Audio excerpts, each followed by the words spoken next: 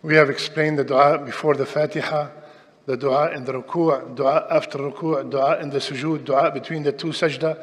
Then we did the tahiyyat, the salat al-Ibrahimiyya, and today there's a gift, literally, a gift from Rasulullah sallallahu alayhi wa sallam. The hadith is in Bukhari and in Muslim, muttafaq alayh. After Rasulullah sallallahu alayhi wa sallam, he taught us the tahiyyat in the hadith of the tahiyyat. At the end of the hadith, listen to what he said. ثم ليتخير من الدعاء أعجبه إليه ويدعو.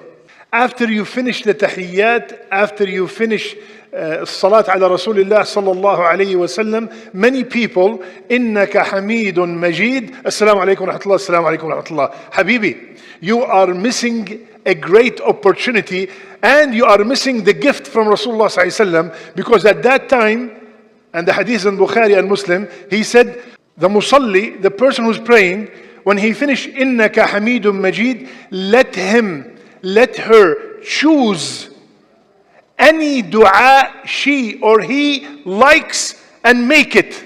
Allahu Akbar. From the dunya and from the akhirah. From the matters of dunya and from the matters of the akhirah. So let's make it a habit. Inshallah you're doing this already. But if not, make sure that you do not make a salam before you make a dua. I'm going to give 3 du'as inshallah ta'ala. Authentic dua. One from the best man ever created. Second is from the next best man. And third from a sahabi. Rasulullah sallallahu alayhi wa sallam.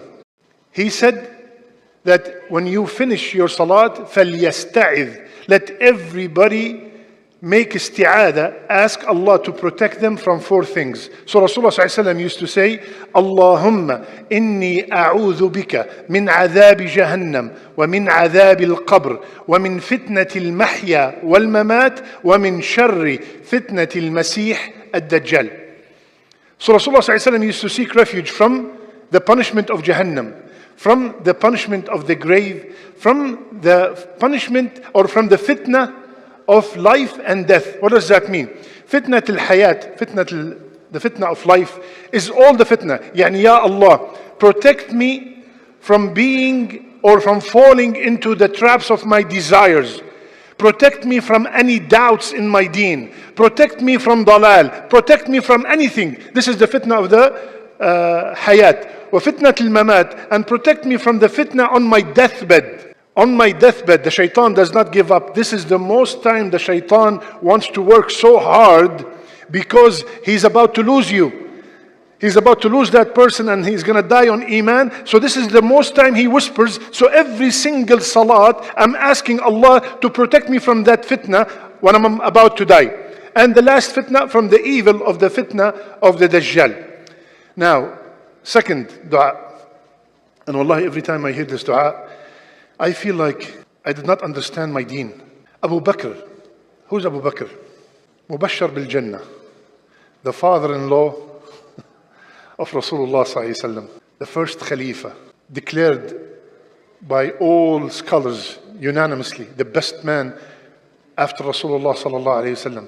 His iman, if it's put in one scale and the iman of the whole ummah in the other scale, it will overweigh. He came to Rasulullah sallallahu alaihi wasallam, and please, I want you to imagine, what did Rasulullah sallallahu alaihi wasallam teach him?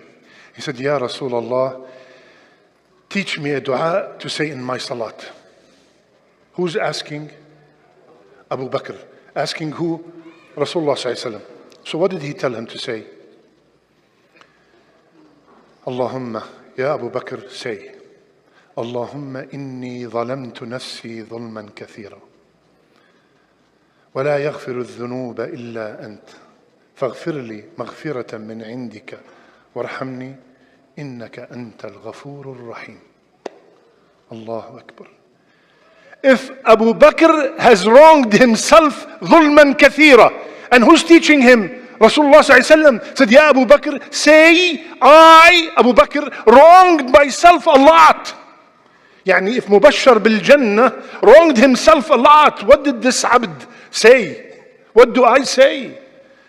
Allahumma inni zalamtu nafsi zulman kathira wa la yaghfiru dhunuba illa ant. No one forgives the sins except you. So Ya Allah, please forgive me and have mercy on me, because you are the all forgiving, the All Merciful. Wallahi, sometimes I say, if Rasulullah sallallahu alaihi wasallam tell me you are mubashshar bil Jannah, what do I do? I feel like, Allah ya shabab, we're done. Alhamdulillah.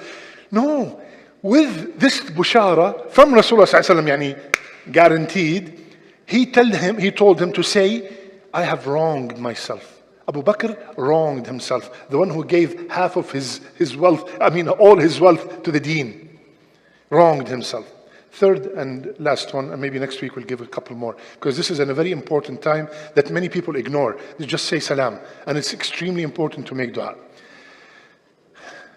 A man, Sahabi, Rasulullah sallallahu alaihi wasallam saw him say something before he finished the salat. He said, what did you say? He said, Ya Rasulullah, inni la uhsinu dandanataka wa la dandanat Mu'adh.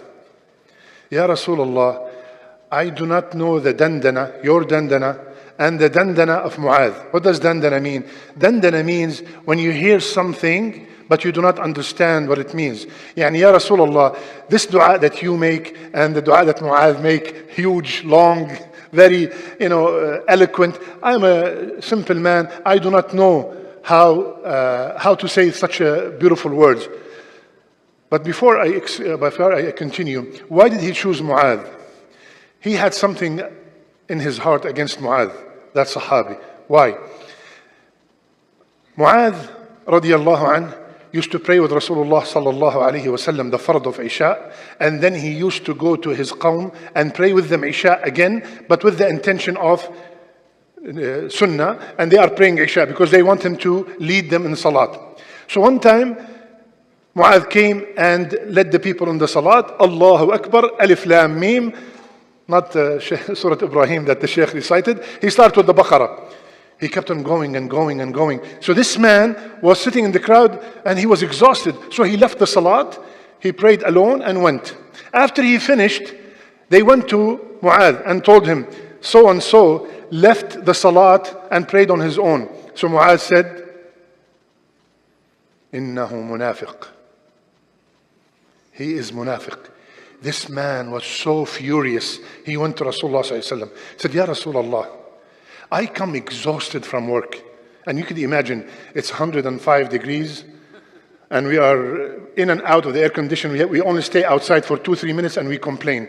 They are working in Medina in 120 degrees outside all the time. No air condition, no nothing. So Ya Rasulullah, I come exhausted. And Mu'adh is reading Baqarah in Isha. So I prayed alone. He called me munafiq. Call Mu'adh to come here. And this is where the term came. أَفَتَّانٌ أَنْتَ يَا مُعَاذ. Ya Mu'adh, are you creating a fitna in your community? I said, what did I do, Ya Rasulullah? He said, Al-Baqarah, what's wrong with وَالشَّمْسِ وَضُحَاهَا وَاللَّيْلِ إِذَا يَغْشَى? When you're reading Baqarah, people are exhausted. And he reprimanded him for calling him a munafiq, because it's a long story. This man died as a shaheed. He died as a shaheed in one of the battles. So he has something against Mu'adh. That's why he said, Ya Rasulullah, I do not know the dandana, your dandana and the dandana of Mu'adh. All I know is, Allahumma inni as'aluka al-jannah wa a'udhu bika min al-nar. All I know how to say, Ya Rasulullah, Ya Allah, I ask you Jannah, and Ya Allah, keep me from the hellfire. What did the teacher of this ummah tell this man? حولها ندندن. He said, everything that you hear me and Mu'adh say, all those big stuff, at the end of the day, they land in your dua. At the end of the day, whatever you see us say, at the end of the day, we are all asking for Jannah and saving us from the hellfire. حولها ندندن. Around what you said, you're hearing all these words. So, Ya Akhwan, even if you ربنا آتنا في الدنيا حسنة وفي الآخرة حسنة. Right? Amazing, beautiful dua from the Quran. Or like the simple man said, اللهم إني أسألك الجنة وأعوذ بك من النار. But do not let that time go without making a sincere dua. Wallahi, my dear brothers and sisters, with the right intention and with the striving, we will definitely, bi-idhnillah, achieve this goal that we are all working for, inshallah, which is having khushu' in our salat. Alhamdulillahi Rabbil Alameen, Ar-Rahmanir Rahim, Maliki Yawmiddin, Iyaka na'budu wa iyaka nasta'een. Subhanallah. We reached Iyaka na'budu wa iyaka nasta'een. What did we just do? You know, remember from the etiquettes of dua that we learned before is that you praise Allah, then you ask. This is from the etiquettes of dua. You praise Allah first and then you ask. What are we doing here? Alhamdulillahi Rabbil Alameen, praise. Ar-Rahmanir Rahim, praise. Maliki Yawmiddin, praise. Iyaka na'budu wa iyaka nasta'een, praise and glorifying, right? Now it's the time to ask. The first dua in the Quran, the most valuable dua, the dua that Shaykh al-Islam Ibn Taymiyyah rahimahullah, he said, it is the greatest, wisest and most beneficial dua. The dua, if Allah subhanahu wa ta'ala answered this dua, Allahu Akbar, Allahu Akbar. My brothers and sisters, Allah subhanahu wa ta'ala, after Iyaka na'budu wa iyaka nasta'een, Ya Allah, you're the only one we worship and you're the only one we seek help. Now we are asking Allah Azza wa Jal to guide us to the straight path. Allah subhanahu wa ta'ala, in the Quran, there's the word sirat, the word sabil, and the word tariq. And if you look at the translation, all of them, it says, they translate it into path. Okay? But when it came, out of all those three, when it came to the sirat that Allah subhanahu wa ta'ala wants us to, the path that Allah wants us to follow, Allah used the word sirat. Why a sirat?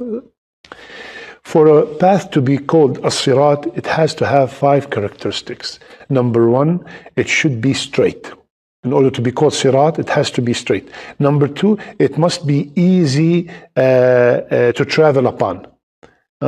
Number 3, it should be frequented by travelers, not isolated, deserted, frequented by travelers. Number 4, it has to be spacious to be called sirat. And number 5, it should lead to the desired destination. When I have all these 5 characteristics, then this path is called sirat. And that is the word that Allah subhanahu wa ta'ala used for the path that would lead us to Him.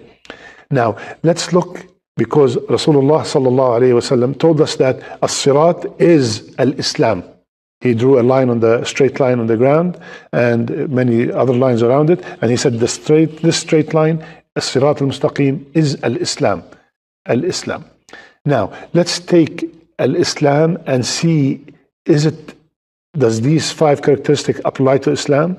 First, straight, right? We said it has to be straight. Islam is straight. Alhamdulillah alladhi anzala ala abdihi al-kitaba wa lam yaj'al lahu 'iwaja. This deen is established, it is firm, it has no crookedness whatsoever. Subhanallah. So Islam is straight. Number 2, is it easy to travel upon? Subhanallah. Allah subhanahu wa ta'ala told us, يُرِيدُ اللَّهُ بِكُمُ الْيُسْرِ وَلَا يُرِيدُ بِكُمُ الْعُسْرِ. Allah subhanahu wa ta'ala wants ease for you, and He does not want hardship. Everything in the Islam is very easy. We make it hard because we want to follow our desires. But Islam is very easy, subhanallah. Third, it should be frequent by travelers, subhanallah. Look how many prophets, the best of the best, followed this path. They frequented this path of Islam from the days of Adam alayhi salam all the way to Rasulullah sallallahu alayhi wasallam. They all came with one message, to ask the people to submit and become Muslims to Allah Azza wa Jal. And is this road spacious? Islam is very spacious. Islam is open to the black, to the white, to the rich, to the poor, to the Arab, to the non-Arab. It includes everybody. Islam is very spacious. And does Islam lead to the desired destination? Absolutely, it is the only path to the desired destination is Islam, which is the Jannah. I beg Allah Azza wa Jal to make us all from the people of Jannah. Ameen ya Rabbil Alameen. Now, the sirat in the akhirah. The sirat in the akhirah. Rasulullah Sallallahu Alaihi Wasallam described it as being narrower than a hair and sharper than a sword. Allahu Akbar. And he said, Allahumma sallim, sallim, Ya Allah, protect us all. Subhanallah, may Allah protect us all on that sirat. So people, they will cross that sirat according to their deeds. Some will cross the sirat just like a blink of an eye. And some will cross the sirat like lightning, and some will cross the sirat like strong wind. And this hadith is in Bukhari, by the way. And others will cross the sirat like fast horse or a she-camel. And some will be safe without any harm, and some will be safe after receiving some scratches, and some will fall down in hell. May Allah save us on that sirat, Ya Rabbil Alameen. May Allah, Ya Rabb, Ya Allah, I ask you with the best of your names. Everybody's watching, everybody's listening. Ya Allah, make them cross the sirat in a blink of an eye, just like the lightning. Ameen, Ya Rabbil Alameen. Ibn al-Qayyim, rahimahullah, he said, in this life, Allah has given us a straight path and has invited us to this straight path. Thus, whomsoever is guided in this path in the dunya, he will make it over the path of the akhirah. Allahu Akbar. If we followed the orders of Allah Azza wa Jal, the orders, and we stayed away from what He has prohibited in this dunya, stayed on the straight path, insha'Allah ta'ala, we will be from the people who will be crossing the path in the sirat in the akhirah. Ameen ya Rabbil Alameen. If we said that as-sirat naturally it's mustaqim, so why am I asking here ihdina as-sirat al-mustaqim again? In the Quran, when we hear something being repeated, it is for confirmation. Ya Allah, I want that path, the straight path. Somebody might ask, why do I have to repeat it minimum 17 times a day? Why do I have to ask Allah minimum 17 times a day to guide me to the straight path? I am already guided. I pray, I fast, I read the Quran, I go to Umrah. I'm already guided. Why should I keep asking? Listen carefully, my brothers and sisters. First of all, we have to ask Allah, ihdina as-sirat al-mustaqim, to know about Allah's deen, for knowledge.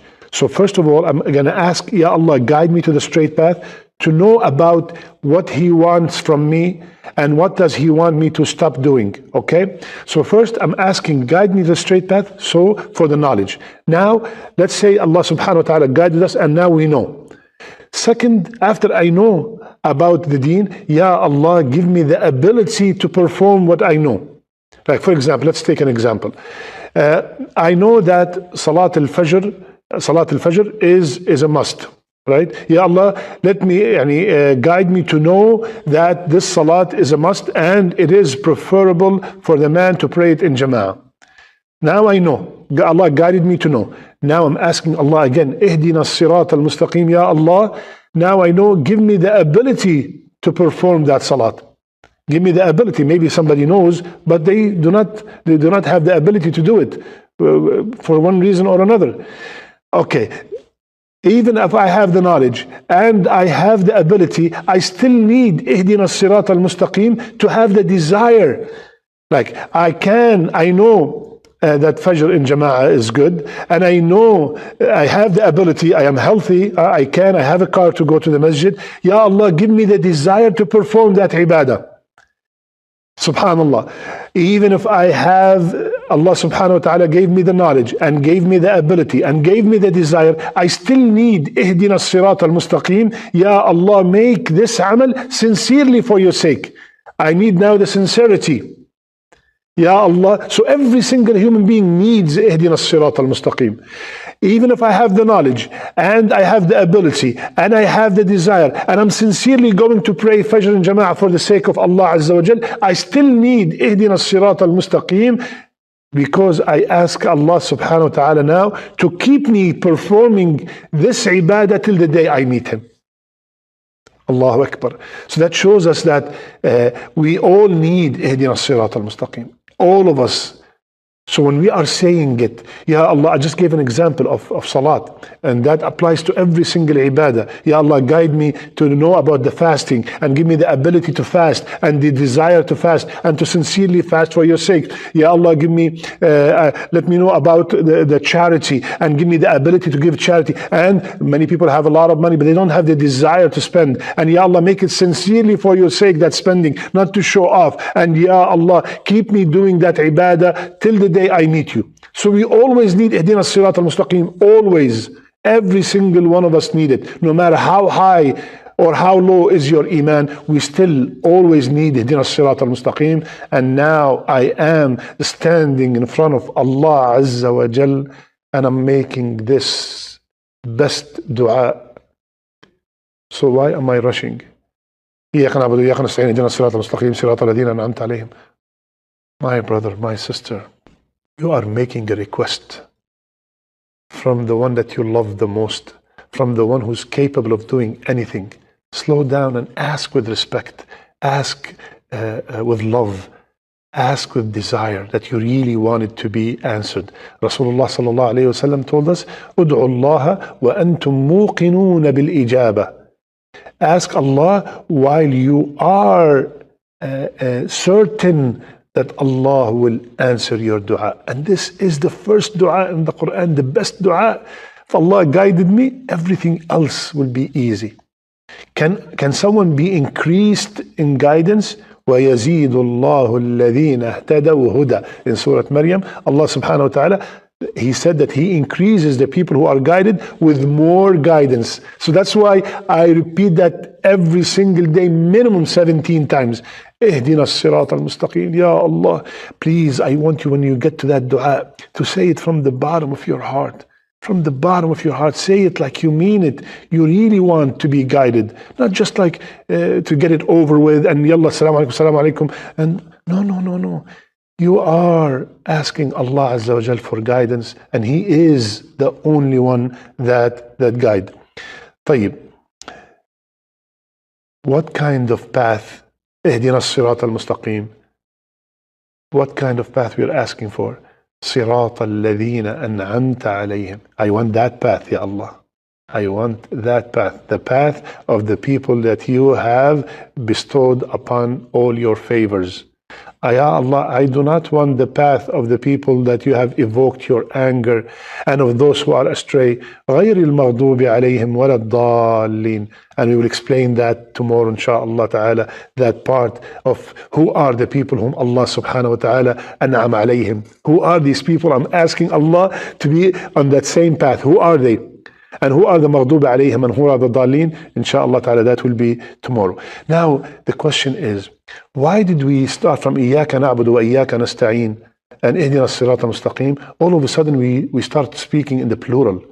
Why didn't I say إِيَّاكَ أَعْبُدُ إِيَّاكَ أَسْتَعِينَ? I only worship you. I'm the only one. I only ask you for your help. And then why didn't I say إِهْدِنِي الصِّرَاطَ الْمُسْتَقِيمَ? Guide me. Subhanallah. It's in plural, to show the importance of jama'ah, to show the importance of loving. Ya Allah, not only I want to be guided, but I also want my brother to be guided, my sister to be guided, my family to be guided. Ihdina as-Sirat al-Mustaqim. And Allah subhanahu wa ta'ala knows that this ayah will be recited by the Imam loud, and everybody behind him will be saying Ameen. So imagine the Imam is saying, Ihdini as-Sirat al-Mustaqim. Guide me to the straight path, and everybody's saying Ameen. What about us? Subhanallah, Ihdina as-Sirat al-Mustaqim, guide us to the straight path. And another reason is when the Imam says Ihdina as-Sirat al-Mustaqim, maybe one of the Jama'ah behind him, the congregation, maybe there's a righteous person who would say Ameen, and that will include everybody who's praying. Allahu Akbar.